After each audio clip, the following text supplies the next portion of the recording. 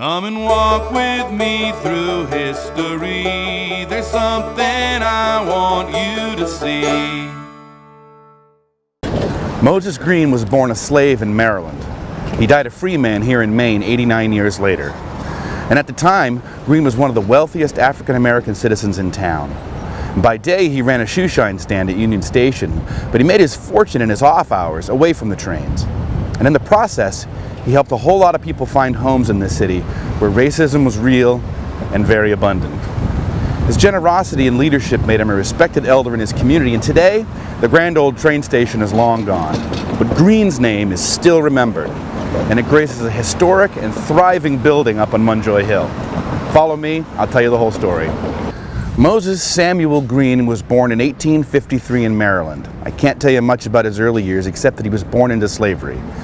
I don't know if he escaped or was emancipated at the end of the Civil War or bought his own freedom somehow as a 10-year-old.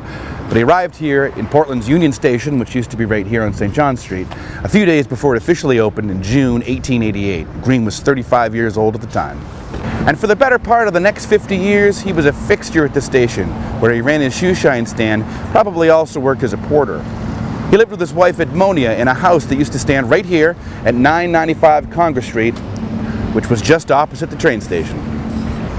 Now this whole area here around where the old station stood is now known as the St. John Valley neighborhood. 100 years ago, it was home to a large portion of Portland's African-American families, and a lot of those folks worked at the station on the passenger cars as cooks, as porters, or handling freight for the old Maine Central Railroad.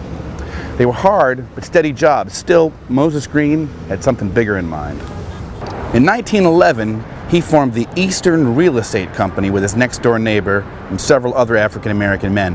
Because of the pervasive racism at the time, housing could be really hard to come by in Portland for black families. So, the Eastern Real Estate Company would sell shares to raise money to buy and renovate buildings. Then they'd either rent or sell them to African-American folks who needed a roof over their heads. And their holdings included 368 Park Avenue, which still stands today, and 372 Park Avenue, and a bunch of other buildings on Douglas Street and Washington Avenue and some other places. Now the company kept on running for 72 years before it finally disbanded in 1983.